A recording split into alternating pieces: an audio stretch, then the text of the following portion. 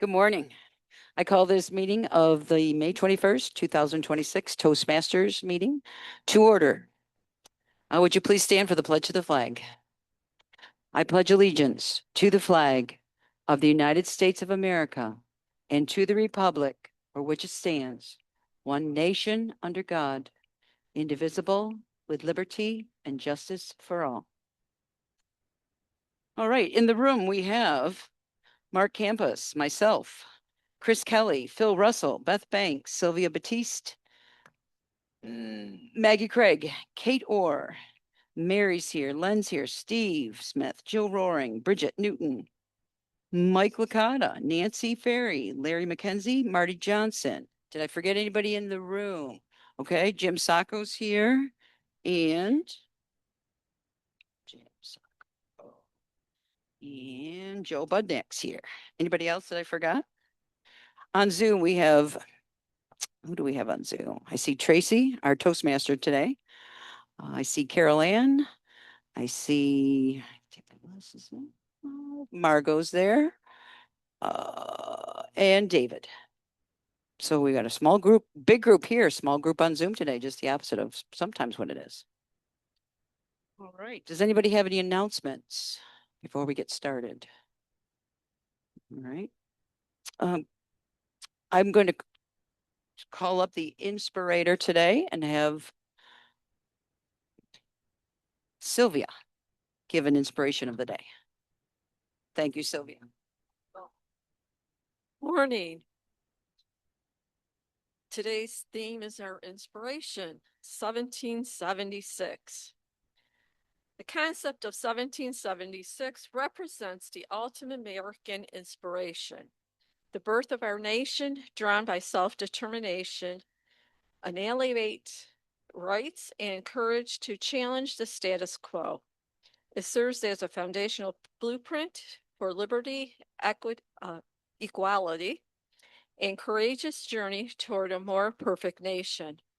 Take a moment to reflect the adversity that the founding generations faced to build something from the ground up and channel that same fearless, enthusiastic, and determined energy into goals that we achieve today. Thank you. Thank you, Sylvia. Very nice. Very nice. I'm going to relinquish the lectern to Kate Orr, who is going to talk about elections. Sure, unless you want to. All righty. Here you go. Also, welcome Dave Licata and Sam, for everyone on Zoom to know who's here. Great to see everyone. I'm Kate, your Vice President of Education currently, and today we'll run the elections. It's a very quick process. For anyone new, the bylaws of Toastmasters International suggests that we do our elections in the month of May, and the term runs from July 1st through June 30th of the following year. So most of you should have seen on emails as well as Facebook posts, as well as announcements at the club since April, so that you had plenty of notice on our slate. I will present and repeat the slate again. I will ask all in favor. You repeat back aye, or and then et cetera, et cetera. The Madam Secretary will cast basically the ballot that's declared, and the election is over. And we're very thrilled to remind you of our officer slate for this coming year. We have, I'll list this in order of ranking and go up. Our newest, and hold your applause, please, until the end. We have one of our newest members, Chris Kelly, as Sergeant at Arms. Treasurer is again Mike Licata. Secretary, again, Maggie Craig. Continuing up the ranks, Vice President of Public Relations, again, Mary Cavanero. Vice President of, and the last three positions are newer to our positions in recent years, but all have been officers in the past. Our Vice President of Membership, Larry McKenzie. Vice President of Education, Mark Campos, with support, only agreeing to do it with support of the rest of his officer team and club, which is, as I well know, a Vice President of Education currently, it probably has the most going on. And I know I don't always do the best job. I think Mark will do an even better job. And for the first time ever, but not as an officer, is our incoming president, Len Thornton. So I would like to present that as the slate, and I would like to say, all in favor? Aye. Any opposed? Any abstains? Madam Secretary, cast the ballot. We'll put it in the minutes so that it's official. Thank you very much to everybody for our incoming slate. We will say thank you to the outgoing. Half of them are staying on, so I won't repeat all that right now. I'll remind you of a few housekeeping details, however. So the current officer team, we're having our May meeting reminder on Zoom this Tuesday evening. The reminder, the Tuesday after Memorial Day, it's the last Tuesday of the month, but we had said just Zoom only. So if anyone would rather be in person at Eric's apartment, Mary and I are going to be at Eric's apartment. So if anybody else would rather be in person for that, and we'll make it a quick meeting to kind of tie up some loose ends. And also a reminder, the last June meeting, the last week of June in person, just like we've done the last few years, we'll have the installation of the officers. And after that, I don't know the date off the top of my head. If anyone has it, you can share it, but it's the last Thursday in June. So we'll do the installation of officers at the beginning of the meeting, just like I did the elections with you right now. And then after the meeting, that is our third annual breakfast trip at 9 a.m. to Knead the Dough in Ransomville. You're welcome, all members and guests, and that's the last week of June. It's also the last meeting in person and hybrid because, reminder, all of July and all of August is Zoom only because the students have this space in person. So it's very simple. Then we'll be back on hybrid in September. So all of July and August, Zoom only. Any questions? I am happy to now relinquish the lectern or the microphone and Toastmaster of the day to Tracy. Tracy. Thank you, fellow Toastmasters. First, before we start, I think we have a little bit of housekeeping to take care of. We do have an master position to fill. I think Jim Sacco is in the room. Jim, he is waving his hand. Are you willing to be our master, Jim? Bravo. Yes. Okay, and he originally was and took himself off, but then he showed up today. So fantastic. I think everybody else is confirmed, and thank you so much to our fellow Toastmasters for being such great Toastmasters and filling your roles. Today's theme is 1776, and this was really a pivotal year in American history. It was marked by the Declaration of Independence, revolutionary battles, and really the courage of a lot of ordinary citizens. We saw the siege of Boston and the occupation of the Dorchester Heights, known as the Boston Tea Party. The privateers were authorized to attack British ships in April. We saw the Battle of Long Island, Harlem Heights, and Trenton, and colonies such as Rhode Island declared independence from Britain even before the rest of us. So today we're going to talk about a lot of those events. Some of that's 250 years later now, and actually a lot of municipalities in the nation is celebrating our great history. I know there's a lot of local parades and 4th of July events. There's a lot of cultural events. I mentioned earlier that I went to see the play 1776, so we'll go talk about that. There's musicals, art shows, and Niagara County, through their cultural fund, has set aside quite a bit of money just to set up signs and banners to help us celebrate. So we're all going to be celebrating our history this year. We're going to start off now with our events, or job holders. And I'm going to start off with Margot. Margot, can you tell us the word of the day? I'm happy to share that with you, Tracy. Good morning, fellow Toastmasters. You also have to remember my graduating year was 1776 or 1976. So everything that year was 1776 and the bicentennial. So yes, it's my 50th high school reunion this summer. Who knew? Anyway, the word for today, based on all this, is patriot. A person who loves, supports, and defends their country and its interest with devotion. So you can use patriot, you can use patriotism, you can use patriotic, any form you would like. I will allow that to be counted. I would prefer, though, if you didn't refer it to the missile that they named the Patriot. That, to me, may not be the most patriotic item we have. So I will keep track and report when called upon to do so. Thank you, Madam Toastmaster.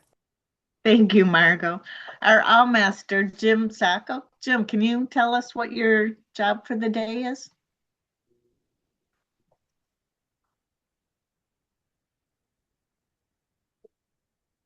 Thank you, Madam Toastmaster. Before I do this, little housekeeping. Last week, I was at a convention and I didn't get a chance to respond back until Wednesday that I could not serve in my role. I was trying to send an email from this conference and there was no link until I got out of there. That email went out 5 times, so I apologize for that. At 4:30 on Wednesday. The other thing is that I looked on the schedule and I thought that Tracy Farrell was the Toastmaster 2 weeks from today. Okay, so I said, hey, Tracy, I'm not going to be here on June 3rd because my daughter's getting married, or June 4th because my daughter's getting married on June 5th. So I just want to clear up that housekeeping. So it's today I'm here and I'm the master. So I'm going to be looking for all non-words you and what have you, ahs, ums, and you knows, and also I'll report back at the end of the day. Thank you. Thank you, Jim. And thank you. Congratulations on your daughter getting married next week. The next up is our jester. And Carol Ann, you're online. Can you give us a jest for the day?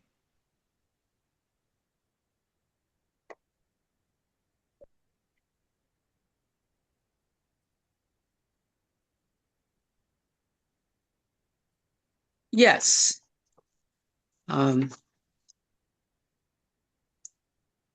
The weekend before their big history final, 4 college buddies decided to go to St. Louis to party with friends. However, after partying all night, they slept all day Sunday and didn't make it back to Springfield until early Monday morning.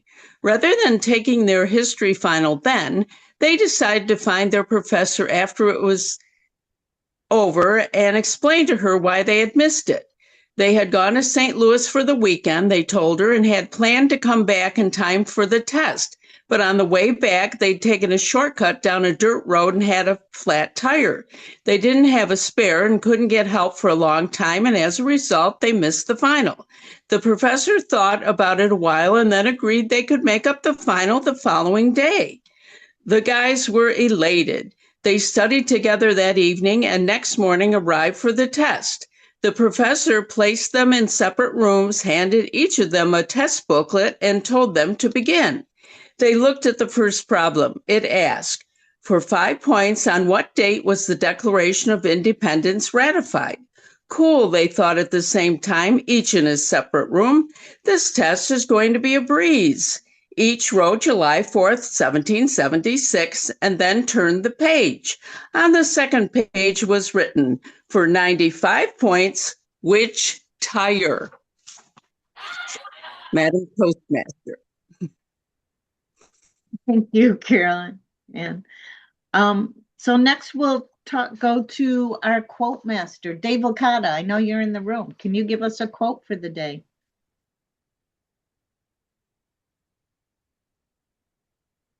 Thank you, Madam Toastmaster. We have this momentous opportunity to celebrate this amazing birthday. There's all kinds of quotes, many by famous Americans, but I'm going to stay close to the vest. It's a very short quote, very simple, but very true, very educational, and it's by my dear friend Winston Churchill. And if you're recruiting new members and they give you a hard time, just remind them if Winston Churchill lived in Lockport, he'd join this club. It is a good thing for an uneducated man to read books of quotations. Thank you very much. Thank you very much, Dave Licata. And finally, our grammarian, Phil Russell's in the room. Phil, can you tell us what your job is? Yes, Madam Toastmaster, fellow Toastmasters. Any guests in the room? Well, before I tell you what I'm going to do, especially when I say something like going to, that's what I'm supposed to say. That's part of my job as grammarian, and we all drop our G's all the time. But before I get into that, if you haven't been to Boston, my three sisters live up in North Shore, Boston, and it's a beautiful country. Walk the Freedom Trail. Yeah, you got it. Walk the Freedom Trail. Talk about patriotism. Whoa, you get chills. And then you go to Bunker Hill, you go to all these other places where that revolution really took place. Lexington, anything ring a bell there? Wow, it's phenomenal. So if you haven't been there, please take a chance to go to Boston and walk the Freedom Trail. Now, my job as grammarian is to watch for gross grammatical errors and good things you might be saying. Good grammar. So that's my job, Madam Toastmaster. Thank you, Phil. And last but not least, absolutely not, is our general evaluator. Maggie, can you tell us what you'll be doing today?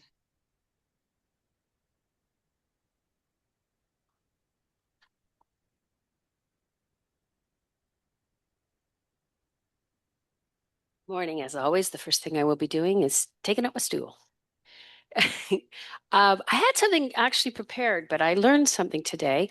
And again, with music, it's just me, I guess. Last week, I sang about I actually did Canada's national anthem and true patriot love. And today I'll talk about another song, and that is I'm a Yankee Doodle Dandy, Yankee Doodle do or die. Now, uh, we know we put a feather in his cap and called it macaroni. That song was originally written by the British to make fun and mock the Americans.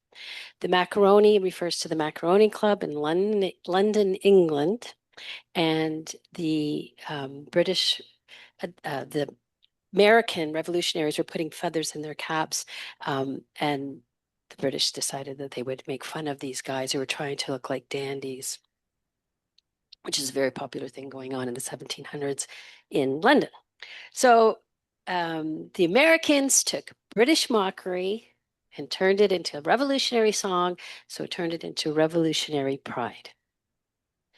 I am going to be the evaluator today, and I'll be listening carefully to the Toastmaster, focusing on the Toastmaster of the day, and the evaluators as they evaluate our speakers. And I'll come back to you later and let you know my thoughts. Thank you. Over to you, Tracy. Thank you, Maggie. And that kind of brings us into the next segment. We're going to talk about the American Revolution, and it really wasn't always a triumphant story for freedom and democracy. Kind of leaves out the narrative of a lot of the loyalists, we'll call them, what they were called, those who were really loyal to Britain and didn't want to separate for them. And there is a story of a man named Aspen who was born and raised in Philadelphia, very, very rich man, who was a loyalist and didn't want to. So during the American Revolution, he returned back to Britain and left behind all of his belongings. After the war, he came back to reclaim all of it, and the colonies said, no, this is ours. You abandoned your property. And so he lost everything and was labeled as a traitor. It wasn't until the 1850s, after a lot of lawsuits, after he had passed away, his heirs went through these lawsuits to reclaim it. And they finally did 75 years later. And it amounted to about $20 million in today's money, how much they reclaimed. That's how much he had lost at the time. So our revolution was good for all of our patriots. The loyalists, maybe not so much. They stood to lose quite a bit of money. The table topics is our next section. And Bridget, I know you're in the room. Can you tell us about table topics and begin that session for us?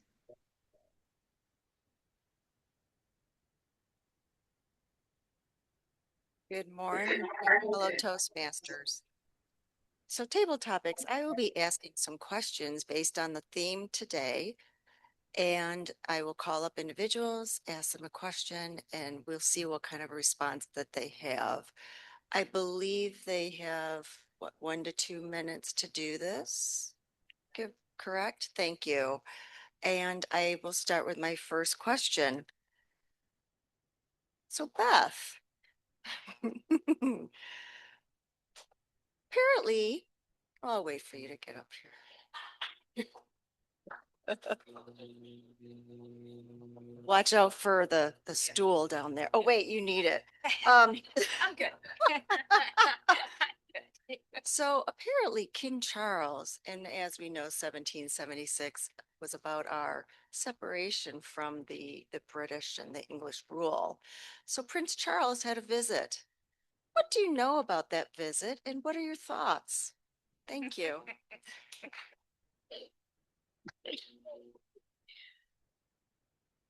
I listened to King Charles' speech, but to the House of Representatives or whatever, and I've always thought of myself as very patriotic. Did I remember to wear red, white, and blue today? No, I'm sorry. Forgot. I kind of. There's red, white, and blue on this, so all right. But King Charles came in, his wife came to visit, and he was making a speech. I thought, oh, I've never really heard him speak.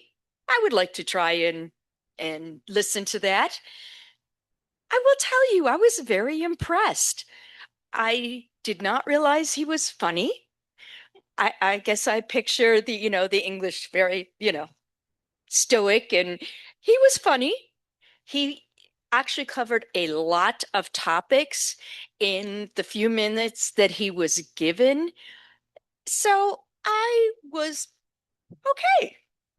This guy has a lot more speaking abilities than I thought. I don't know why I didn't think that, because obviously he's the King of England and he has to speak a lot. So he was very impressive. So if you get a chance to go back, I'm sure it's on YouTube or whatever. Listen to that speech because it really did show how far we've come in 250 years. We were obviously very much at odds, and now we're really important allies. So thank you very much. Thank you. Oh, and I am the quiz master, so I will be quizzing you. Well, then I apologize. I guess I was not supposed to call on you. So, let's see. Another question. Mary, would you like to answer a question for us today? Then I will. Okay, I won't ask you a history question. Come on up. No. I thought you were gonna call on Kate. No, Kate already spoke. And I already called on her mother in error, so. So Mary, I'll make this an easy one. We're gonna have a lot of celebrations this year, and we're gonna see parades. If you were to create a float for the parade to celebrate 250 years, what would that float look like? There you go.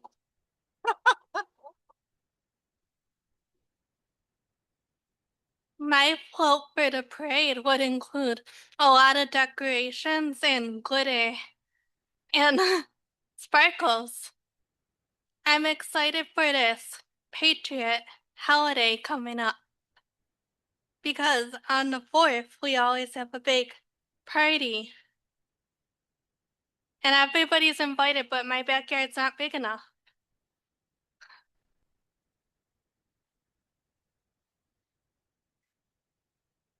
I'm actually going to Canada this weekend for the first time in like 13 years to Canada's Wonderland.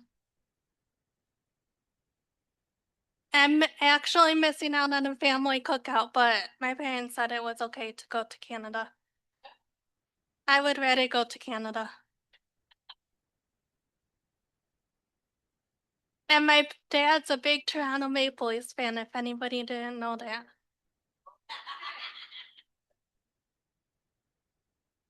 Thank you, Mary. So, Chris, come on up. We'll get a gentleman in the mix. Good morning. So here's my question. We have 250 years of history. What is your favorite part of history? I'll leave it at that. A tough question, I know. My favorite part of history, that's hard to say. History goes ways back. American history, for our 250th, 1776. I'm not sure what my favorite part is. I just enjoy all history. I'm kind of a history buff, but the only way we know about history is because what's written down. There's no one alive left from 250 years ago that's here that could tell us a story. We only know what has been written, what is there, what is out there. But there are things, there are trees that are still living that were alive in 1776. And there's a tree in Buffalo on Franklin Street, the oldest tree in Buffalo. And this is a burl from that tree. And this just came into my possession last. And if this tree could talk, this tree was alive in 1776. This tree was 25 years old. It sprouted in 1751.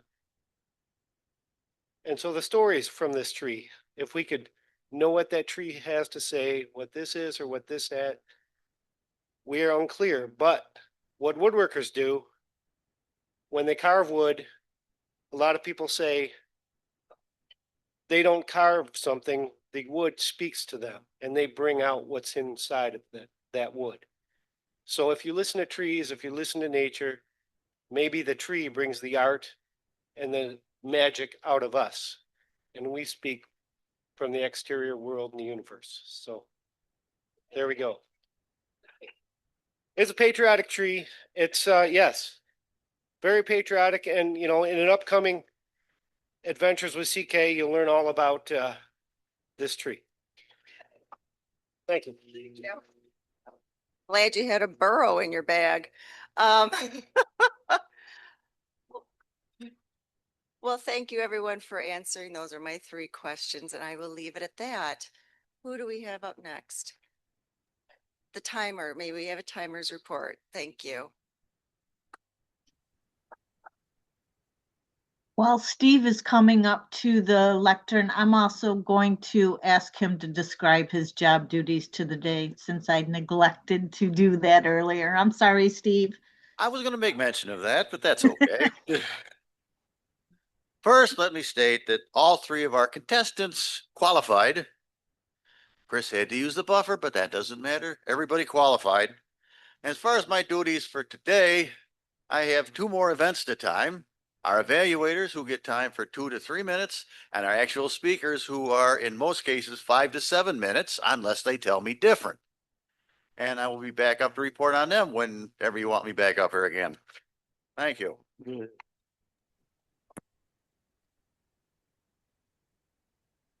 And it's back to me. I thought it was going to go back to Bridget.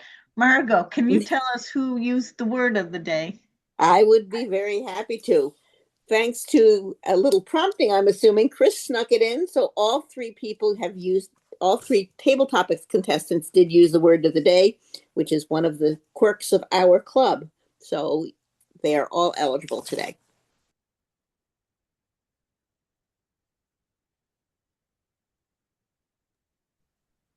And thank you. So I guess today we can vote for Beth, Mary, or Chris. If you have a chance, please cast your vote.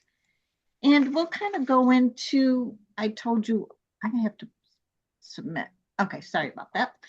So I was talking earlier that I went to see the play 1776, and I was talking to Margot about this, and she said, this is such a great play. And after talking to her, you reflect back on the play, and it's like, it really was a lot better than I thought it was while I was watching it. I liked it at the time, but when you reflect on it, you see so much more. And it talked about a lot of the turmoil that was going on. I didn't realize that nobody liked John Adams, that there was a lot of questions about slavery and the Declaration of Independence. And people were talking, and his wife was talking about the rights of women at the time, all the exact same things that we're talking about today. So it was a very interesting, the way that it was presented was a fantastic show. And it was one of the events that we are celebrating this year because of it, because of the year 1776. Next, we're going to go into our speaking portion of the meeting. And why don't I have this? Oh, our first evaluator is going to be Nancy Ferry, and she is evaluating Sam. Nancy, can you tell us about Sam's speech? Thank you, Madam Toastmaster. Like it was beating back at me. Samantha, yay, we get to hear you again, right? Second time? Is this your second speech? Third? I can't count. Samantha's going to give a prepared speech from the Toastmaster Manual, and it is from the Presentation Mastery Level 2, Understanding Your Communication Style, 5 to 7 minutes. And the project title is Communication Styles. So we're looking forward to hearing that, learning a little bit more about you. And I will report back at the end. Please help me welcome Sam.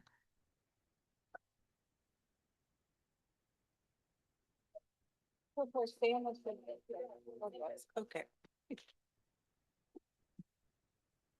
Good morning. Thank you, Nancy. So my next task in my pathway was to learn about communication styles and identify mine. Toastmasters has identified 4 styles. There's an acronym that you can use to remember those. It's SAID, S-A-I-D. I've been trying to think about how I would tie patriotism into this topic. I thought perhaps a true patriot might have some qualities from each style. So I'll begin with S for supportive. These are your great listeners. They tend to be calm, steady, sincere, and approachable.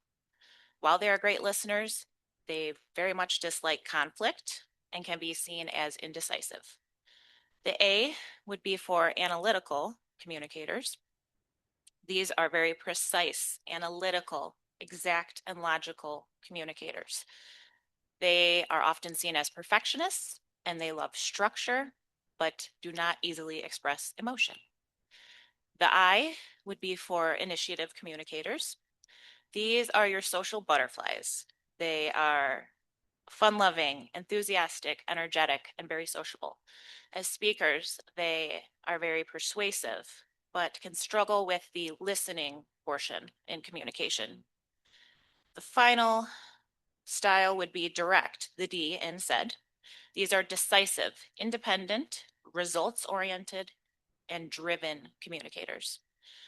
They can often be perceived as harsh, aggressive, sometimes impatient by others. On to what my result was. I had a hunch that it wasn't going to be initiative or supportive. I'm more of an introvert than that social butterfly, fun-loving person. I am not necessarily calm and steady all the time. I scored the highest in direct. Makes sense. I like to get to the point, hence my speech title, communication styles. I like to be succinct. My husband will often tell me the devil is in the details because sometimes I get so task oriented, I overlook details or forget to share them. These communicators can often be seen as a lone wolf, solution driven, and only want details when necessary. I really like to make lists, and sometimes I can get focused on that and don't necessarily like asking for help. The benefits of this communication style, in my opinion, are transparency and efficiency. For example, if I'm upset with my husband because the sink is full of dishes, he's gonna know how I'm feeling. The drawback to this communication style, again, as I mentioned before, is that it can come off as harsh or aggressive. I've learned over the years in my specific career, there's many personalities, dynamics, and being direct is not always the best approach. Not everybody responds well to direct communication, particularly in a staff meeting. There's no benefit to me saying how I really feel sometimes. I think it's important to point out that while we may score the highest in one area, we don't necessarily only use that style.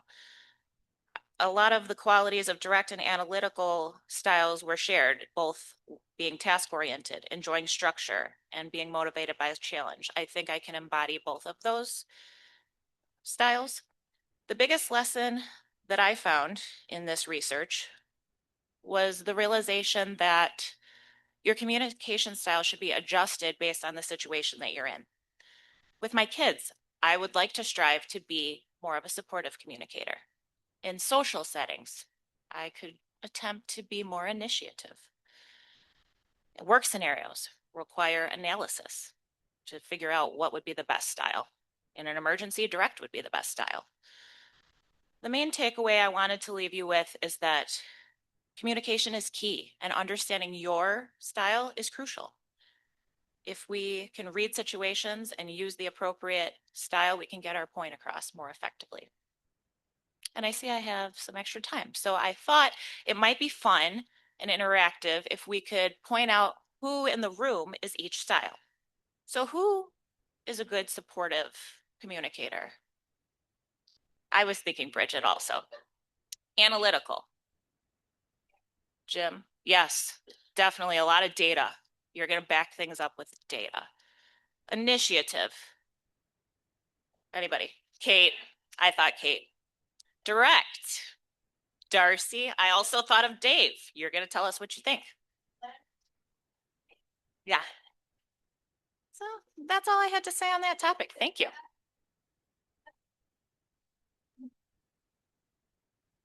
Thank you, Sam. I love your style. Our next speaker today is going to be Marty Johnson, evaluated by Jill. Jill, can you tell us about Marty's speech today? Of course I can. Marty is redoing the evaluation and feedback portion, the second speech. He is trying to add into the feedback he got last time and create a better speech. Redo the speech, but do it better. He especially wants to improve on transitioning between his main points. And I would say the last thing I have to say is that his title, 5 to 7 minutes. Okay. His title is I Am Still a Penny Short.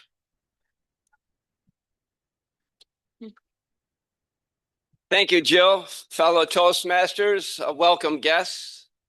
I'm still a penny short. Some of you may have remembered this speech that I gave back in February of this year regarding the cash rounding that many local businesses are using because of the penny shortage. And the penny shortage is due to the penny, which was stopped.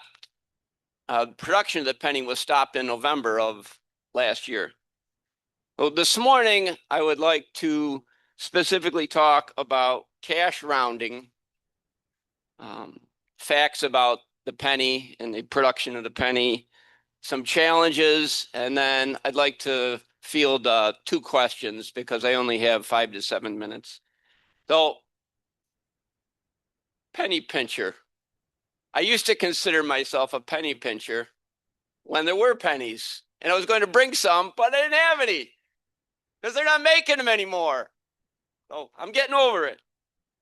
And I still miss going into my favorite corner store to get my $1.61 coffee and only having to pay $1.60 at Crosby's. So if Tops had it, I'd go there, but I'm a penny pincher, so I like to get it cheap for at Crosby's.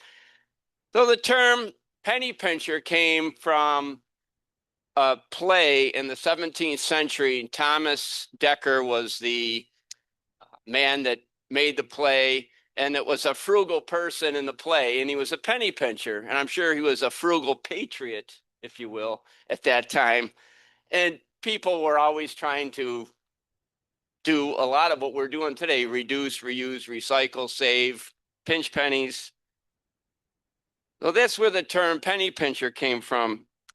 The next thing I'd like to talk about is the production of the penny. Some of you may know that it costs 3.7 cents to produce a penny. That makes it ineffective to produce. So the government, the Treasury decided along the way, we're going to stop producing the penny, and that's what they did.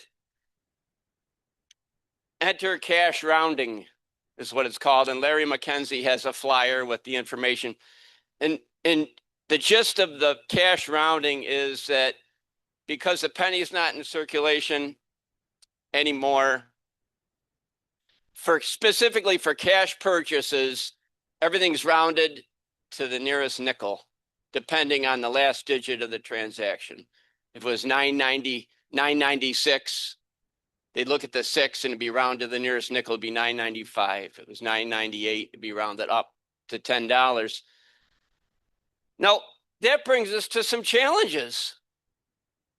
Specifically, where I work, and I'm sure some of you may have experienced it, a customer, an elderly customer, who's probably a very frugal patriot, came up to the service desk, and this was relayed to me by the customer service lead where I work, and they said, "I want my pennies.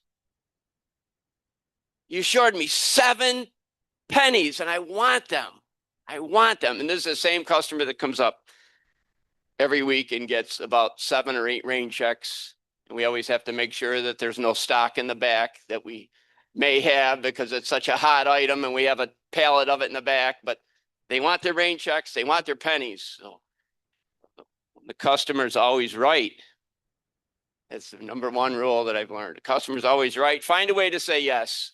So one day, the assistant night crew manager was there and he heard the cashier called me up to the front, and I ran up the front, and Chris is his name.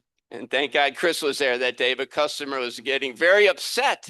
So Chris reached over the counter, reached in his pocket, grabbed it over the counter, said, "Ma'am, here's 50 cents. This will last you for the rest of the year for your pennies." and then he went back to doing what he was doing. And she was happy. And she goes, "Wow, I got a bonus today. Tops. Wow, amazing." So there's definitely some challenges without having pennies. You know, people are used to getting change now. Cash, credit card purchases are not affected, but it's just with cash, it's the rounding. I'd like to field a couple questions in the general topic. If anyone has any questions or concerns. Kate? Yes. That was at our Tops on South Transit Road store a few months ago. Actually, it was around the beginning of the new year. And I think Tops is, yes, that was the tops. And I think seems like they're a little behind other businesses in the area because I was in the local thrift store. Was it the one next to the tax office? Goodwill. And the woman there said they've been doing it for over a year or more. And I'm like, wow, I didn't realize it. You know, sometimes you just get in a routine, you don't realize things like that. Yes. Anyone else? I have a question for you. Yes, David. Howdy. I know they stopped making pennies, but there's 300 billion pennies in circulation. So how do we have a shortage if there's that many out there? I don't get it. I think they're trying, very good question, David. Thank you. I think they're trying to get ahead of the penny or get ahead of the ball, the game, if you will. I didn't know that. Thank you for sharing that fact with me. Eventually, there aren't going to be any. You know, I'm hoping that the kids don't know to put them on the railroad track to make little decals and things with them or things like I used to do when I was a kid. But very good question. I'm sure at some point in time, they may be melted down. They may be collected. People probably will donate them.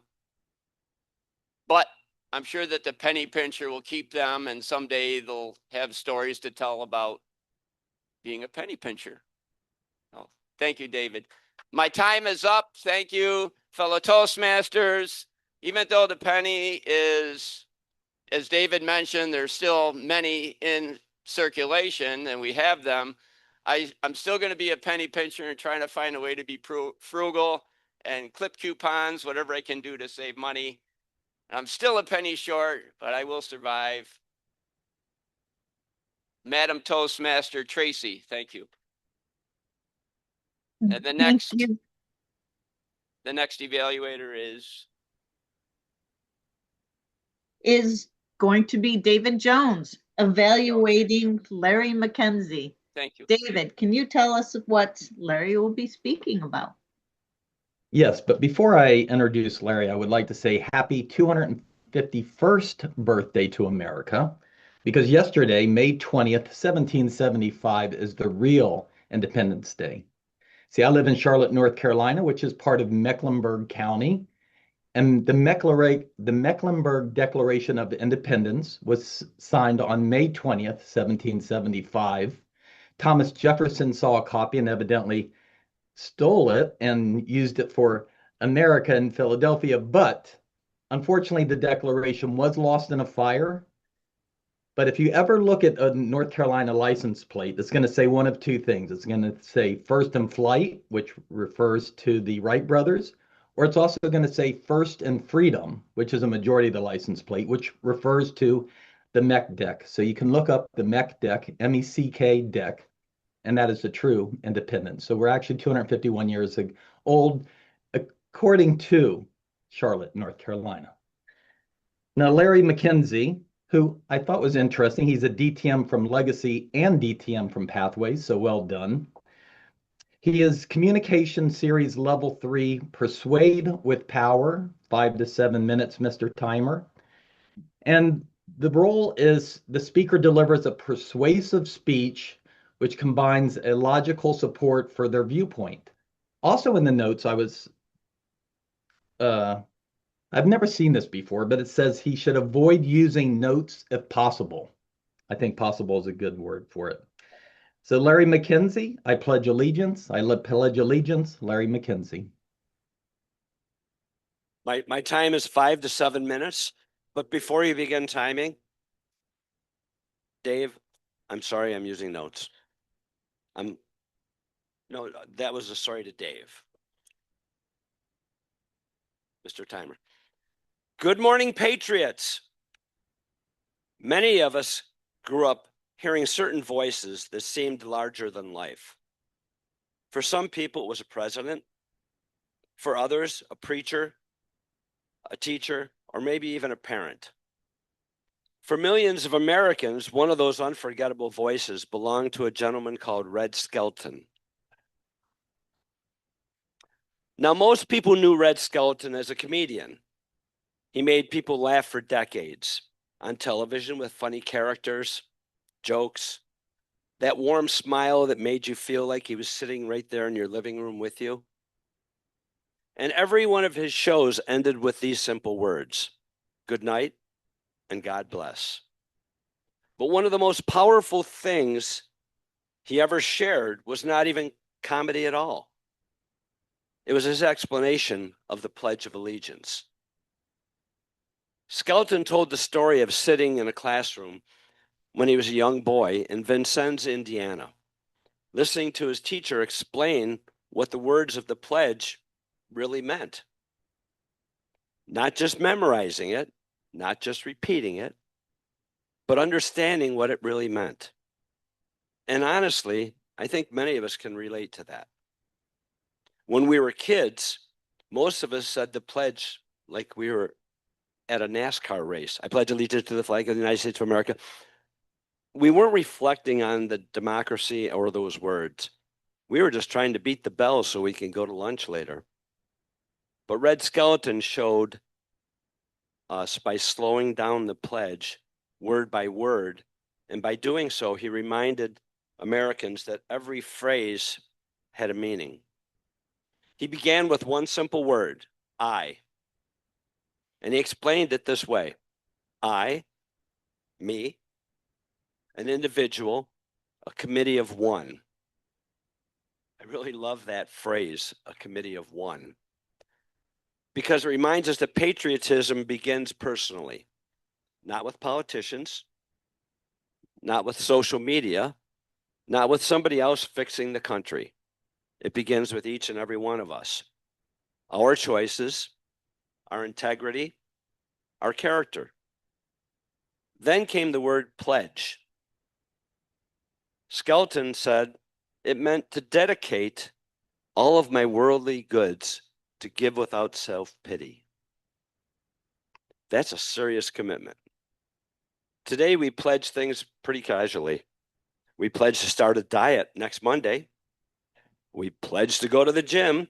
We're here today. We pledge we're only going to watch one episode on Netflix. And suddenly the sun is coming up and we know the fictional characters better than we know most of our family. But a true pledge means commitment.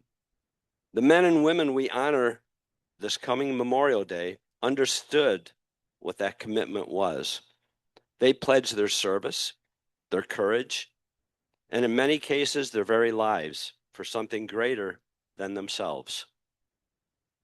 Skelton continued, allegiance, my love and my devotion, and then perhaps the most moving part, to the flag, our standard, Old Glory, a symbol of freedom.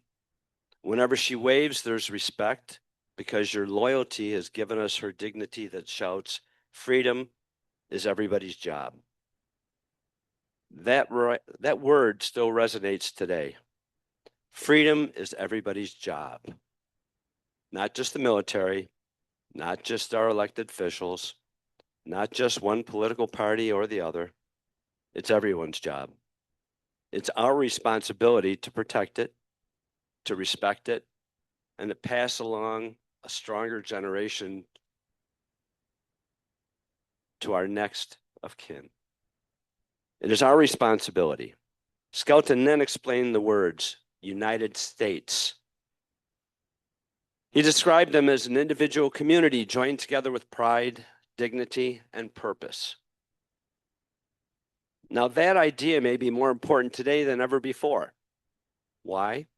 Because, let's be honest, Americans can disagree just about anything. Sports, politics, the weather forecast. I've even seen two people in my own car argue over the GPS giving us directions. One says the GPS turn left. The other says, well, I know a shortcut. Let's go this way. 45 minutes later, everybody's hungry, lost, and somebody's blaming the passenger. But despite all of our disagreements, the pledge remains as we are still united. Different backgrounds, different beliefs, different opinions, yet one nation. That unity is what generations of Americans fought for and died to preserve. Then Skelton explained the phrase, "and to the republic for which it stands." He said, government is the people, and it's from the people, the leaders, not the leaders to the people. That's one of the greatest principles of America. The power of this nation ultimately belongs to its citizens. And with that power comes much responsibility. Responsibility to get out and vote. Responsibility to stay informed. Responsibility to treat one another with decency, even when we disagree with them. But democracy only works when people remember that fellow Americans are not our enemies. They're our neighbors. Skelton then spoke these words: one nation under God, indivisible. And he described indivisible as incapable of being divided. What a powerful challenge for our country today. Think about it. We live in a time when division seems to be everywhere. It's on television, it's online, and sometimes even all around our dinner tables. Families have stopped talking over politics.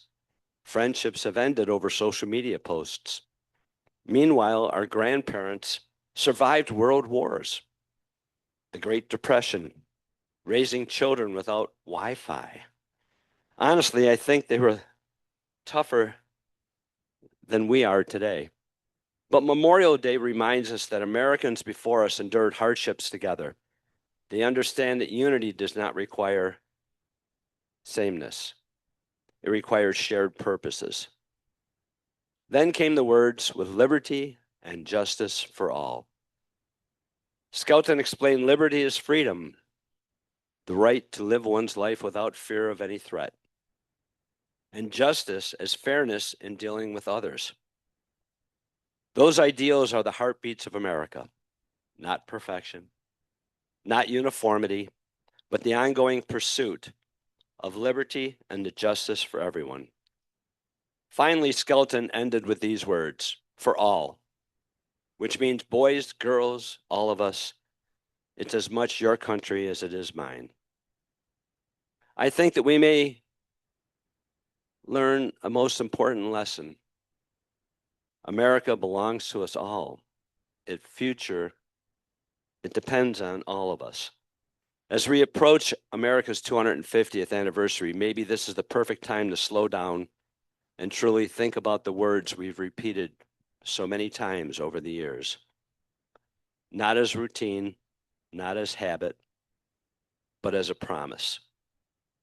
A promise to honor those who sacrificed for this country, a promise to preserve freedom, a promise to treat each other with dignity, and a promise to leave America stronger for our next generation. Because the pledge is not just about the words we say, it's about responsibility. And perhaps Red Skelton said it best when he reminded us this: freedom is everybody's job. Thank you, God bless, and may God bless the United States.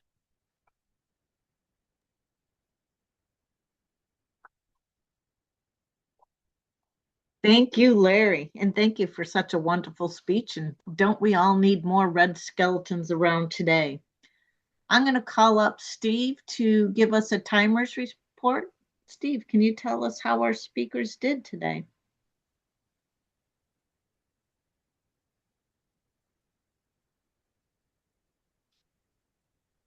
Well, as they say, 2 out of 3 ain't bad. Sam and Marty qualified. Larry unfortunately went a little bit over. I'm not going to tell you how much, but Larry went over, so he does not qualify. And just for the record, the name is Skelton, not Skeleton. No, you said skeleton. Yeah. Oh, what was in that? Okay. Anyway, that's my report. Thank you.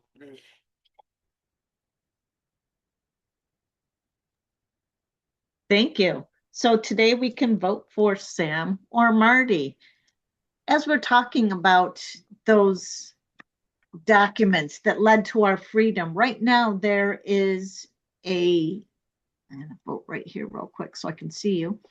There's the freedom plane that's going around the nation, and it actually is um, it's showing, bringing to all the museums throughout the United States. It's showing, giving the Declaration of Independence, the 1774 Articles of Association from the First Continental Congress, the 1783 Treaty of Paris that really officially ended the War of Independence, a copy of the Bill of Rights, and so forth. They're going around the country. There's 9 documents going to 8 cities. It's already been in Kansas City, Atlanta, Los Angeles. Currently, it's in Houston, Texas, and it will be in Denver, Miami, Dearborn, Michigan, and Seattle throughout the year this year. It's really interesting the things that these museums had to do to actually qualify to bring these documents into their museums and put on display.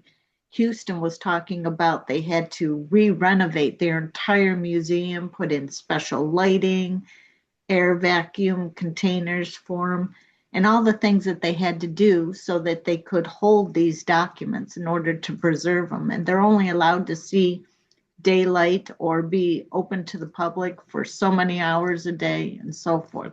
So it was interesting to hear about that, and it would be such an honor to be able to actually see those documents in person.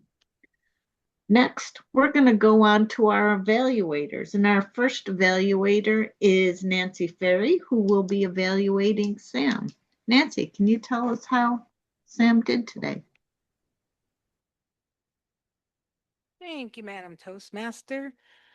It was fun to evaluate your speech this morning, Sam. I think you came up here with confidence.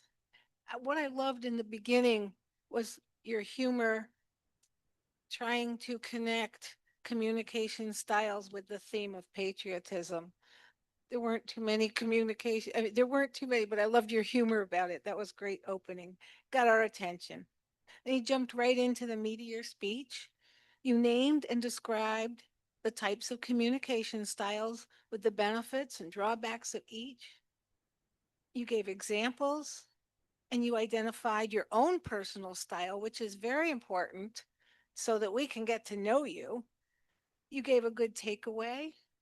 Your delivery was natural. Your main points were supported with examples of how that personality style would show up in your speech or your mannerisms. You had effective pauses. You used a little humor. Your pace was good. Your ending was strong because you brought the audience into your speech. You asked them who they were and what they could identify with. Good teaching skills there. What did you hear in what I was saying, right? Let's see. The most important part of any speech is information and being engaging with the audience. You did both of those very well.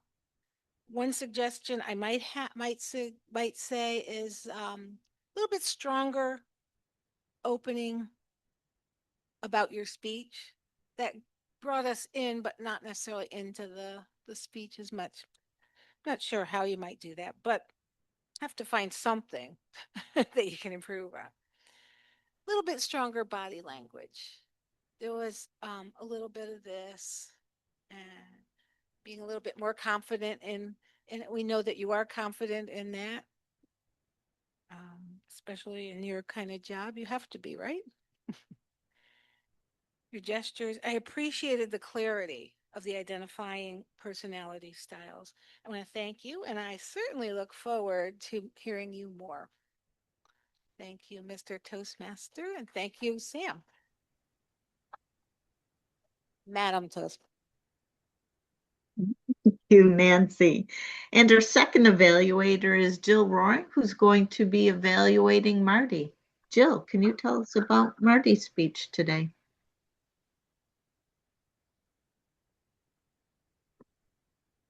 Another memorable Marty speech. I think we've all remembered speeches from numerous people, and it's usually because something that they did in the speech that was significant. Those of us who were here remember Marty sliding across the floor down in Tom's Diner. Yeah. Those of you who weren't here probably wish you had seen it. A lot of credit to you, his use of words and gestures. They really, I can't do it as hard as he did.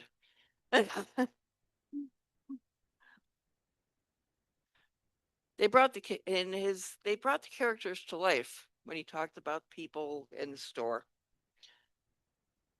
Which, when you're talking about people in a speech, you need to bring them to life. You got to make them interesting, because otherwise they're just a blank piece. You talked about the use of pennies. You answered the questions fairly well, although you could have interjected with David Jones about the 600 billion pennies in circulation by wondering how many have been thrown away into a position of not being usable. I know, and I don't know how many fishermen do this, but they go out on the boat when they're going out for salmon and stuff, and they throw pennies to the penny gods. One off the port, one off the starboard, one off the stern. They don't throw the bow because that would require a lot of work. We have someone we know made a bar out of epoxy pennies. And there's lots of that sort of thing around. So that could have been brought up in that point. One of your main things was worrying about your transitions. There was a little bit tough in the very beginning, but the rest of them were fantastic. And I think the one thing you could do to improve this is find someplace that coffee will be $1.62. Then you'll be saving 2 cents. And boy, would that make Marty happy. So thank you, Marty, for bringing this to us.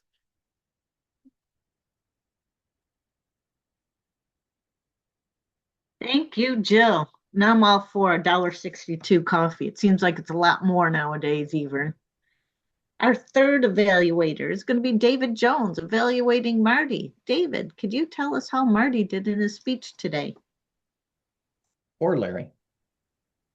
I'm doing Larry. That's right. Good morning again, everybody. And thank you, Larry, for your speech. It was very patriotic. Now, the objective of your speech was to combine a logical support for your viewpoint, and I think you did that by using the ideas of others. I also mentioned you shouldn't use notes if possible. I think the amount of content you had was too detailed to remember, therefore notes were necessary for that speech. And when you started your speech, you made us think for a moment you're kind of going through a little timeline or something like that, where we had to think on our own about what we've done. I like that. And then you went into the red skeleton, I believe is what Steve said, red skeleton. And whenever you do research, that shows the audience that you not only care about your subject matter, but you care about us as an audience listening to a speech that was well thought out and researched. And I thought it was a well-structured speech because you went through each of the words of the pledge, which I thought was kind of interesting and informative. And then you also gave a little wink and nod, I know, to the MEC deck because you mentioned NASCAR in your speech. And of course, NASCAR's home is Charlotte, where the MEC deck was signed. But I like how you went through, again, like I is personal. It's not the government, it's not everybody. And you went through each word of the Pledge of Allegiance. And I thought that was very well done, very informative. It made us think, because like you said, most of us just speed right through the pledge whenever we need to do it. And we don't really think about the words. And you made us absorb each word or each sentence or phrase. And I thought that was really great. Now, as far as room for improvement, and I know it's hard there at the club, but to actually move the lectern out of the way and just walk around with your notes in your hand. And I encourage that in all of my clubs. I don't do it because I don't have that personality, but to walk up and down the aisles and touch people on the shoulder as you're speaking, I would love to see that, but that would require some all new AI cameras to follow the speaker around. But just a thought to get outside of your comfort zone and move around whenever you can. And then finally, the call to action or the why for your speech, I thought was good. You mentioned to us, like I just said, to think about our words that we've said and promised for our whole lives, getting up and giving a speech, but not thinking about it. So that was a good call to action to really think about it. And again, your speech made us think about it because you explained which item was really important for us to do. And like you said, America belongs to all of us, and it's all of our responsibility. And I think that's the main word is responsibility that we have to America.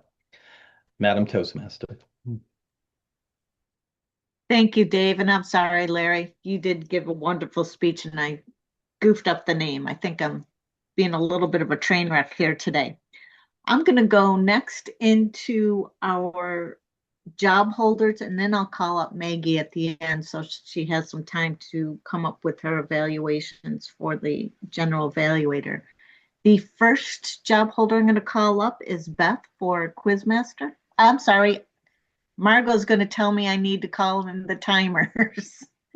So can we have Steve call the timers in? I was waiting for you. I'm happy to announce all three evaluators qualified.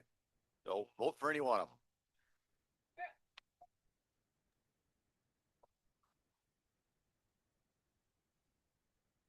Thank you. And now I'm going to call up Beth. Beth, can you give us the quiz? It gave me the opportunity to get ready. That's okay. I have a few questions to test your listening skills. Were you listening?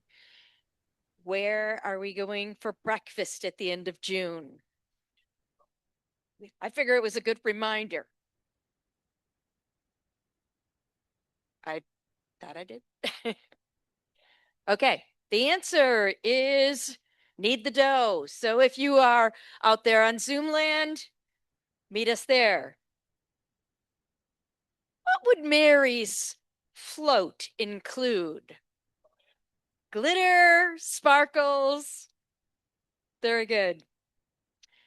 According to Chris, what speaks to us? Trees. Good. What is one topic from the show 1776 that Tracy went to?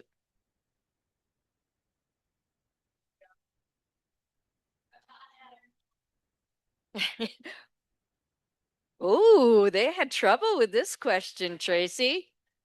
John Adams and his wife? Okay, I'm surprised. I'm surprised some of you missed this. The suffragettes. What was one topic from the show 1776 that Tracy went to? Tied into today. Slavery. Okay, now we're getting the picture. Very good. What did Sam want her husband to do? Wash the dishes. Very good. David's question. Why is there a shortage when there's what? 300? I heard 300 billion. I heard 600 billion. 300 billion. Yes. Why is there a shortage? They can't get them from the bank. People collect them. Like my husband. Yes. Who is Larry's memorable voice? Now make sure you say it correctly. Skelton, Red Skelton.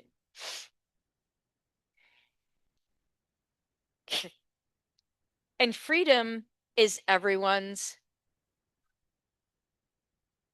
job. Very good. Thank you very much, guys. Back to you, Madam Toastmaster. Thank you, Beth. And our grammarian today is Phil Russell. Phil, did I even call you up at the beginning of the meeting? I can't remember. I did? All right. Thank you, Dave. Phil, can you tell us how we did his grammar?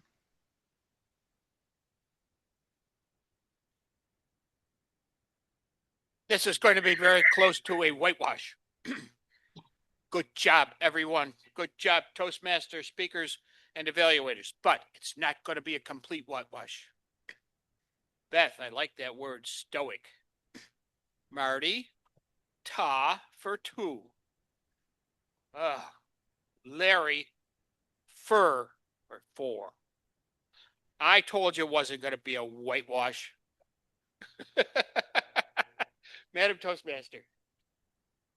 Oh, by the way, in Boston, my sisters won't be here for the 4th because they're doing the tall ships, and it might be the turnaround for the Constitution. If you haven't been there, you got to do it. Madam Toastmaster. Thank you, Phil.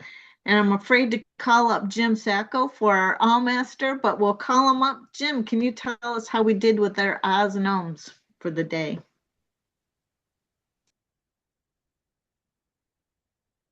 Thank you, Madam Toastmaster. Fellow Toastmasters, we had a few ahs and ums today. Tracy, our Toastmaster, you did very well, but you had about a couple more than two. I'll leave it at that. Carol, in your jest, you had one. I know that Maggie, you had a few more than two. So I'll leave it at that. But it was very good. Bridget, you had a couple.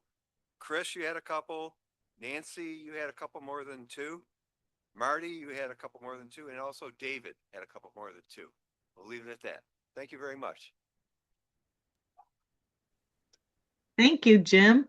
And Margot, how did the word patriotic go, or patriot go for the day? It will take any form of it, Tracy, which is very exciting because all three speakers wove the word into their speeches today very well. And that is a true accomplishment. Beyond that, we actually used it another 15 times. So if you didn't use the word patriot, everybody say the word of the day now. We've all used it, Madam Toastmaster. Awesome. Thank you, Margot. And Maggie, our general evaluator, can you evaluate the entire meeting and our evaluators today? Maggie. You know, I walked in here this morning and the meeting hadn't started yet, but really had.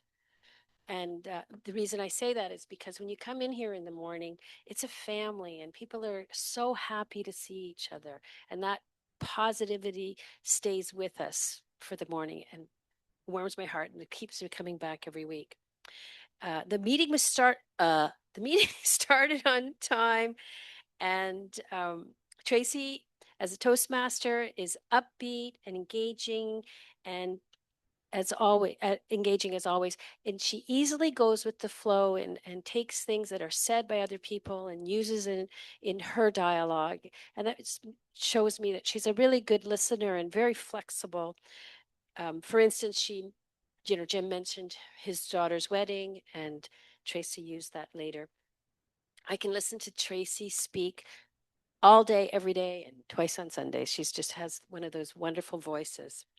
And I don't know if I've ever heard anybody tell you that, Tracy. So let me tell you that we do enjoy listening to you. Today's theme is 1776, and that reminds us that words matter. Before there were fireworks, before there were celebrations, before there were conversations, there were arguments, debates. What is one topic from the 1776 and went to Revolutionary War was John Adams. So, whoa. Bombs bursting. Just like throwing me way off. My goodness. Okay. So there were disagreements and ultimately people willing to stand up for what they say and believed. That feels very Toastmaster to me. Because every time we come to this club, we practice something that takes courage, speaking before others, sharing ideas, risking imperfection, and finding our voice. The people of 1776 were not polished speakers reading perfect scripts. They were passionate, nervous, determined human beings trying to persuade others that their words could change the future. As general evaluator, I focused on the Toastmaster of the day and our evaluators, and I was listening for conviction, clarity, courage, and the willingness to speak up. In 1776, words launched a nation. And this morning, words from our evaluators encouraged growth. Toastmasters gives us a peaceful revolution, the transformation of hesitant speakers into confident Toastmasters. Nancy, I'll talk a little bit about specifics. Nancy evaluated Sam. Nancy was warm. In her introduction, she was warm and friendly, and she made a connection with Sam. But if you're not sure about the facts, instead of saying this is your second time, maybe avoid the facts and don't, because it could throw the person who's coming up off, or it just changes the mood. The actual evaluation, you're so connected with the person that you're evaluating. And you've got great tone, good examples of strength. It's honest and heartfelt. And your suggestions for improvement were given like a good friend. And I really enjoyed that. Jill, you evaluated Marty. And when you came up, you are positive, you're clear, you're articulate, you're calm. But overall, I'll say this, our introductions compared to our evaluations, they don't seem very well prepared. And considering that's the thing that we actually have the time to prepare, I think we can work on that. When you came up for your evaluation, you're much better energy, you're smiling, you're warm, you're interesting. Marty's giving good visuals, Marty sliding across the floor, pennies being thrown away, great gestures. You made me want to listen to your evaluation. You're knowledgeable and fair and funny. You're funny, yeah. So again, if we were going to look at improvement, it would be in our introductions, but I really enjoyed listening to your evaluation. David is very positive. You used humor. You really put your audience and your speaker at ease. The one thing about when you introduced Larry, when you finished introducing Larry, I remembered more about your story about 1776 than I did about Larry, who was actually coming up to speak to us. So as an introduction, I was more connected to what you had said. David, David really listened to Larry, and he gave a fair and interesting evaluation, gives specifics, and he lets us know how he related to the speech. For instance, how he referenced back to Charlotte, North Carolina. He's a great evaluator and really leaves his speaker with a positive feeling and probably wanting to speak again. I think that's all I have to say. If that wasn't enough, and now I think we're going to turn it back to our officer of the day. Yes. Thank you. Thank you, Maggie. Tracy, do you have anything before I do the closing?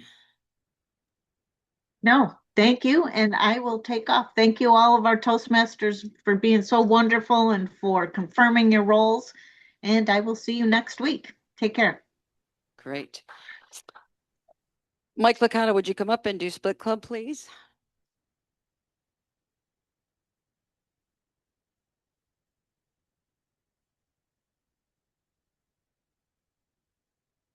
Want to do that first? Okay. All right.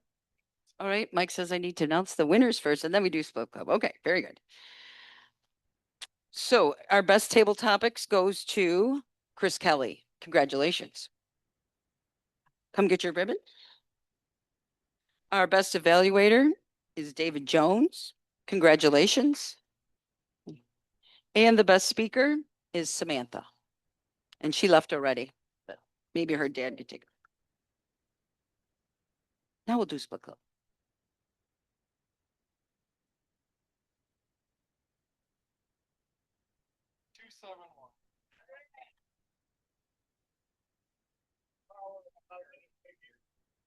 I think we have a winner. Congratulations, David. All right, I have just a couple announcements. We're good on time, 8:25. We're doing good. Speakers next week. I was supposed to be a speaker next week, and there's no way that I can do it. So that's why I bugged off. So there is a spot if somebody would like to be speaker next week. The other two speakers will be Maggie and Les. And our theme, Jill's going to be the Toastmaster of the day.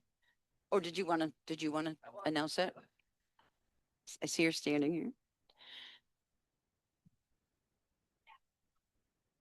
I got this note. Come on up, Jill.